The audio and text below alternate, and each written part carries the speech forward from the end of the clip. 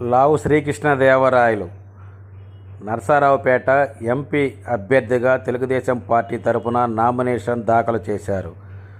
అత్యంత వైభవంగా భారీ ఎత్తున ర్యాలీ నిర్వహించి నగర వీధులలో బాణాసంచా కాలుస్తూ